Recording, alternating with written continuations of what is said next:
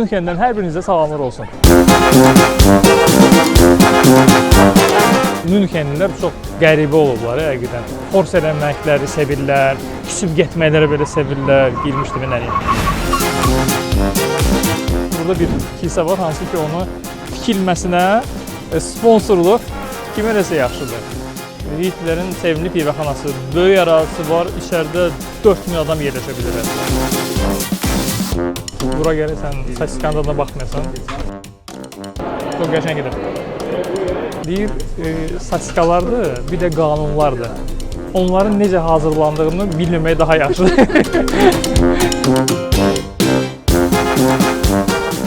Yaşardınız burada. Pivə istəyirsiniz.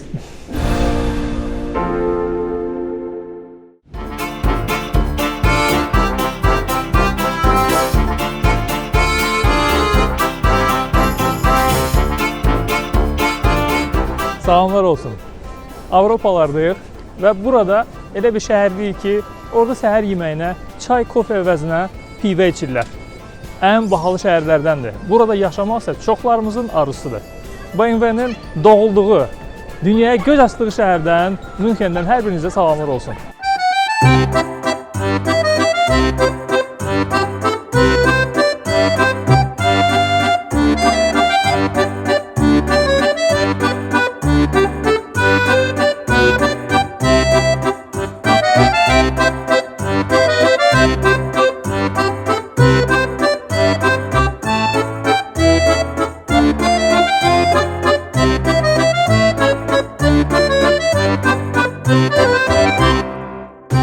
Münxen sözünün mənası Latincadan tərcümədə monakum, yəni monaq deməkdir. Bildiyimiz monaq, kilsə xadimi, keşiş deməkdir. Yəni ki, bu şəhərin daş qoyanları monaqlar olublar, kilsə xadimləri olublar və yaşayışlar bu gördüyümüz kilsə ətrafında olub. Yəni ilk yaşayış məskəni keşişlər olaraq bu kilsənin yerində salınmış kilsə ətrafından başlayıb. Şəhərin öz yaşayışı çox qədimidir. 12-ci əsrdə Münxen şəhərinin adı bəzi qaynaqlarda hallanmağa başlayır. Şəhərin yaşını isə çox maraqlı bir üsulla təyin ediblər. Arxeoloji qazıntılar nəticəsində tapılmış tualet və ona qoyulmuş yaş 12-ci əsrə təsadüf edib.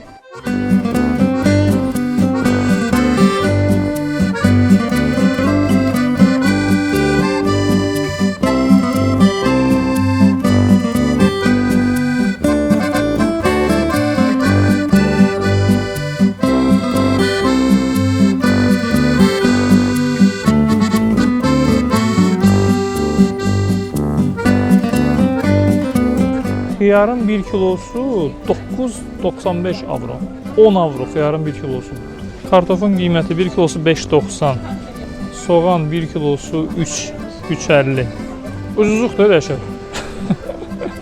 Kələm 2.20 avrodur.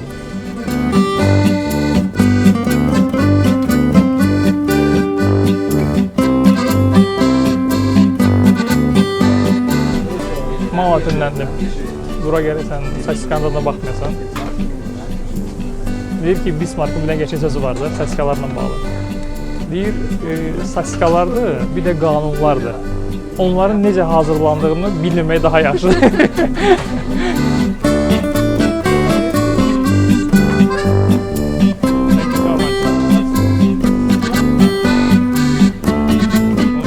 Dedi, yarı bölsün. Yarı səndə, yarı məndə. Yarı sən, yarı sən.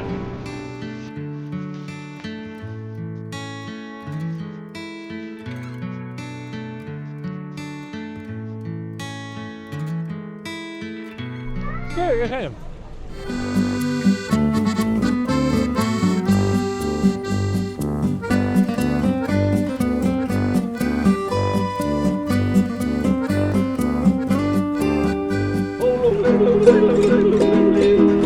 Amina, Amina, Amina, Amina, Amina, Amina, Amina, Amina, ole, ole, ole, ole.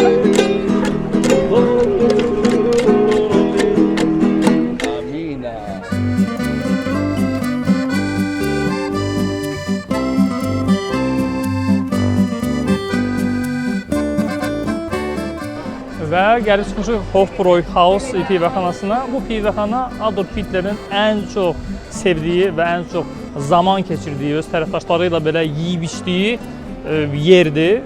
Hitlerin sevimli pivəxanası. Böyük ərazisi var, içəridə 4000 adam yerləşə bilir hətta. Girir içəri, nə etməyə? Pivə içmirik, içirik. Alkoholsuz olsa alkoholsuz pivə içəcəyik və Alman sosislərinin, ümumiyyətlə Münxen mətbəxinin dadına baxacağıq. Gələk.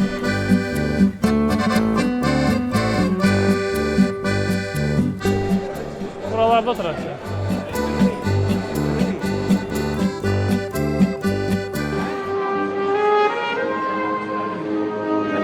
Və Münxen mətbəxinin dadı, simvolu sosiska, kartoşka və bu nədir? Sparja deyirsən, lobya.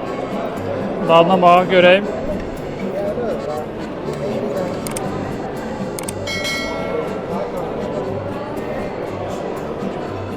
Əladır. Sosiska qoyun ətindəndir. No problem. Və əlbəttə ki, bunun üzərindən də alkoholsuz pivə çox qəşəngdir. Bu pivəxananın özəlliklərindən biri də olur ki, burada xüsusi gildən hazırlanmış pivə bakallarıdır. Və bu bakallar nəsildən nəsilə keçir. Kiminsə burada babasının bakalı varsa, onun oğlu, onun nəvələri də ondan istifadə edə bilər. Gəlir, deyir ki, misal üçün, mənim bakalım 176-cı nömrəli bakal. Gəlirlər, qıfılı açırlar, həmin bu gildən hazırlanmış bakalda pivəni içir.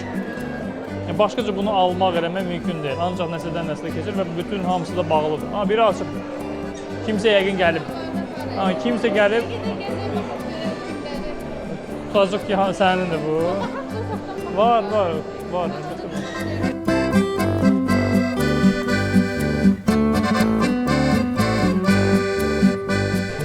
Qabaqda gedən kişinin əlindəki krujka məsələn var, bakal var.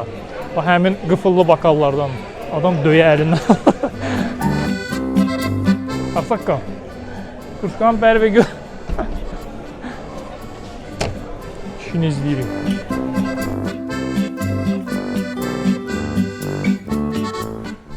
Pivə var.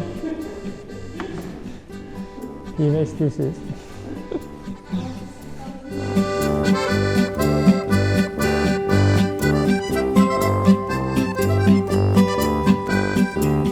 Bunu görmüsən. Bu Bakıya da gəlmişlər, böyük ördək Xəzərdə də qoymuş. Bu mənası bilsən nədir?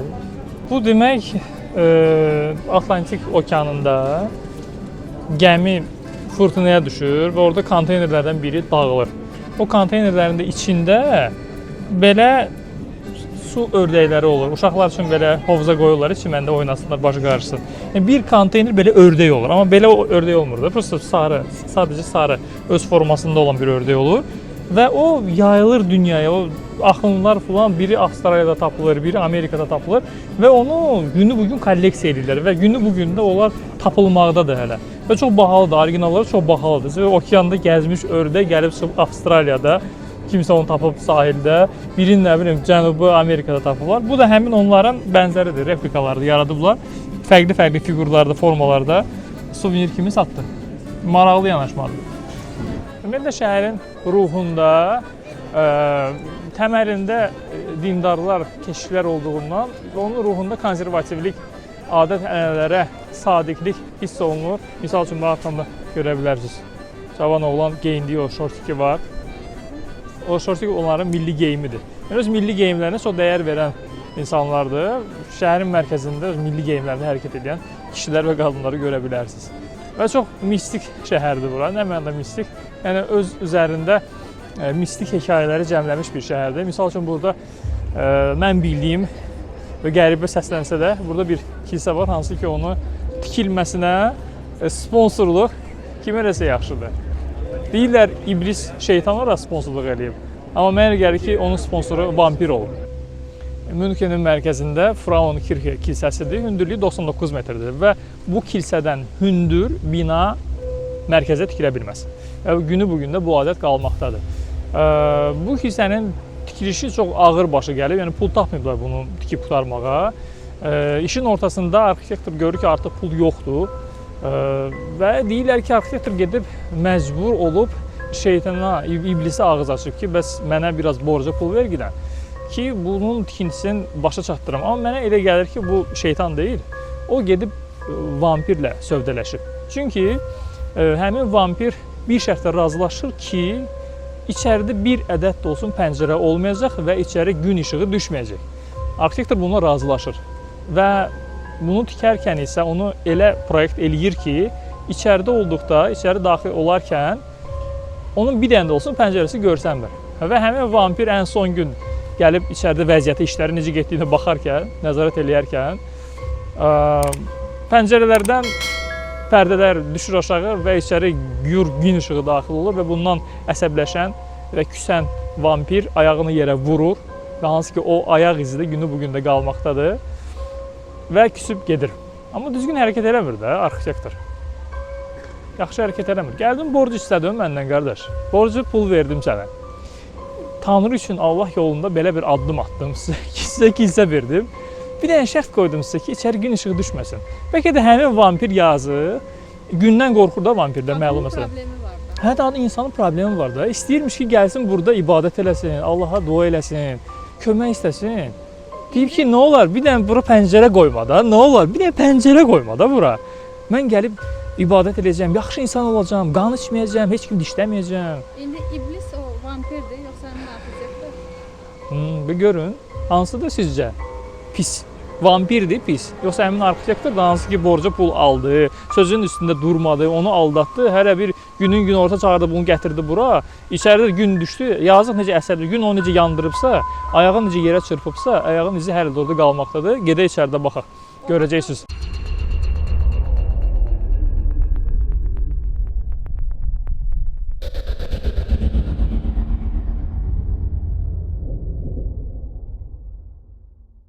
Deməli, söhbət necə olur da? Vampir girir içəri, durur məhz burada. Buradan baxanda içəridə kilsənin heç bir pəncərəsi görsənmir. Yəni, arxadan məni çək. Bax, heç bir pəncərələr görsənmir. Çox güman ki, o uzaqda dolan pəncərənin üstünü örtür və hansısa bir momentdə pərdələr açılır, düşür aşağı və gün işığı içəri daxil olur və günün şüalarından yanan və bundan əsəbləşən yazıq vampir ayağını burdaca basır bura.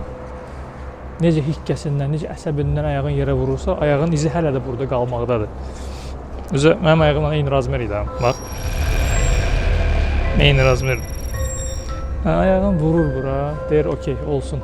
Məndən yadigar, bax, bu iz qalsın burada. Amma siz heç də yaxşı hərəkət eləmədiniz.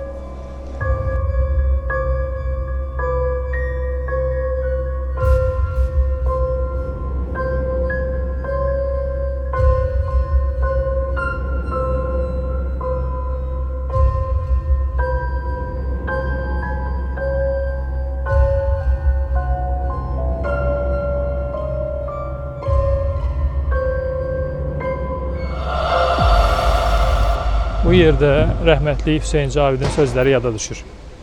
İblis nədir? Cümlə xəyanətlərə bais. Ya hər kəsə hain olan insan nədir? İblis.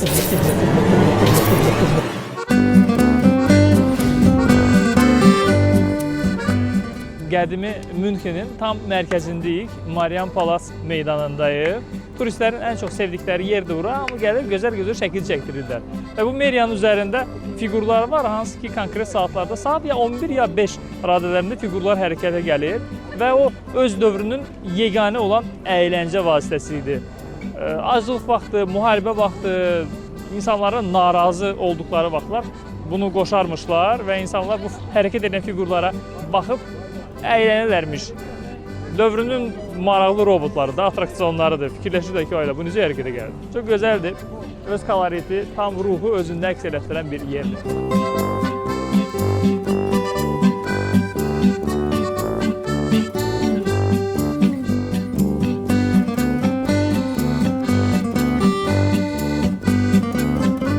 Nəyə baxırsınız Nami müəllim? Bu Marian Palas'da düz mərkəzdə kolonna var. Üzərində Məryəm ana fiquru və qızıldan. Təmiz qızıl. Neçə əyyardır bilmirəm, amma qızıldandır.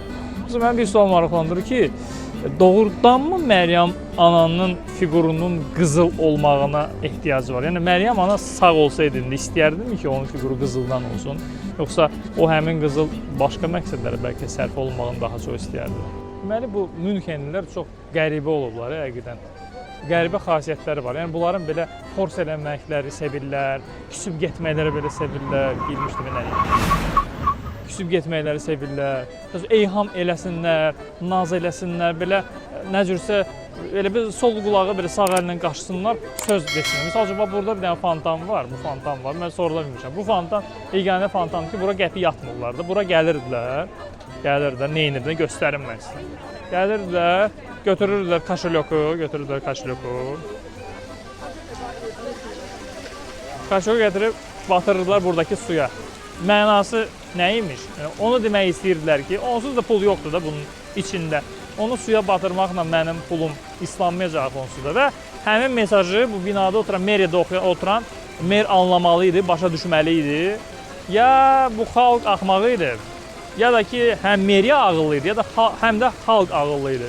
İkisi də ağıllı idilər və belə mesajları həm meriya başa düşürdü, həm də xalq bu üsulla xəbər ötürə bilirdi.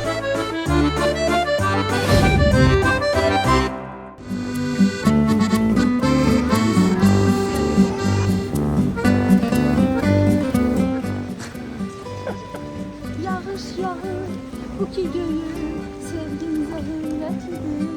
Bəlkə yağan yağış deyil. Hava açıldı. Biz bunu çok yağış geçti.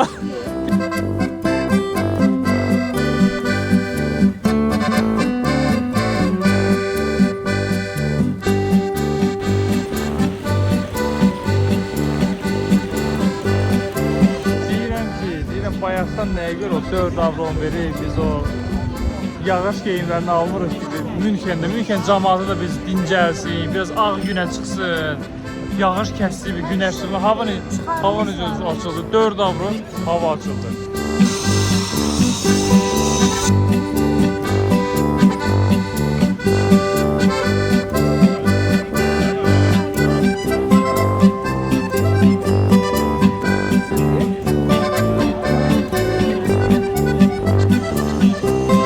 Mason simvolikalar hər yerdə. Hər yerdə mason simvolikaları var.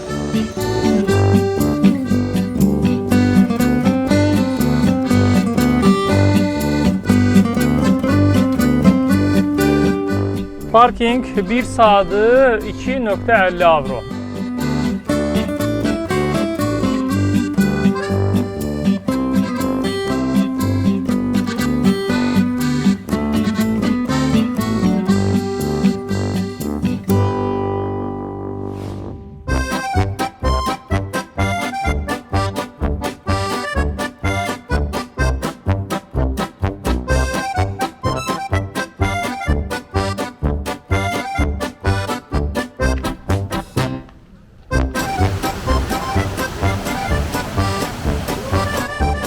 Gözəldir, adam baxdıqca baxır və Münxenlilərin belə bir əyləncə növü var. Sörfinqlə məşğul ola bilirlər bu çayın içində. 2010-cu ilə qədər qadağan olunmuşdu burada sörfinqlə məşğul olmaq. Amma dedilər ki, gəlin belə edək. Siz bu əyləncədən belə görürük, əl çəkmək istəmirsiniz. Gəlin razılaşaq ki, burada sizin başınıza bir iş gəlsə, bütün məsuliyyət sizin özünüzdədir. Yəqin ki, burada tibbi sığortadan söhbət gedirdi. Odur ki, burada gəlib kimsə sörfinqlə məşğul olursa, o tam ciddi şəkildə onun məsuliyyətini dərk eləyir və bilir ki, onun başına hansısa bir iş gəlsə və heç bir tibbi sığorta ona görə məsuliyyət daşımayacaq.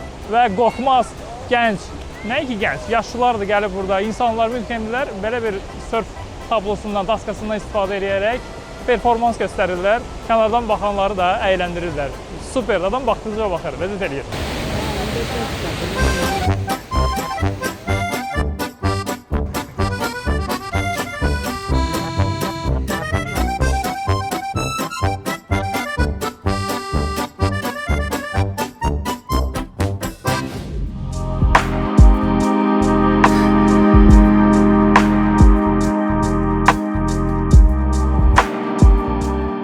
Görəsən onlar doğrudan doğru öpüşürlər, ya yalanmışlar.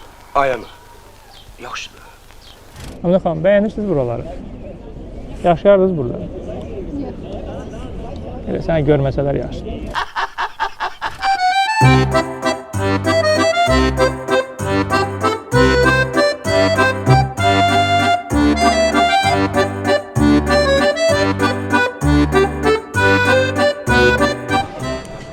Yam. Nəyə gəlir ki, bu saskam Vitlerin pivəxanasında yediyimiz saskadan dadlı olacaq. Yox, bunu dedim də. Al.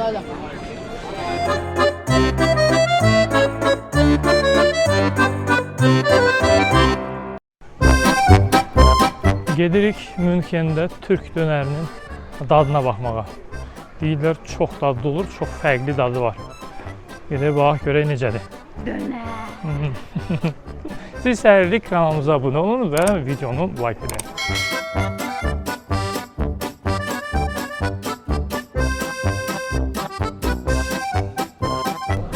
Ətində piy yoxdur. Dişləri ət əzilir və rahat olun. Artıq hazırdır ki, udum getsin mədəmə. Cənnət güzər oldu Məhməd. Mən bura çox şey özün seçirsən də. Mən biraz bura sarımsaqlı yoğurt qatıq və xiyar pomidor. Əladır, möhtəşəm.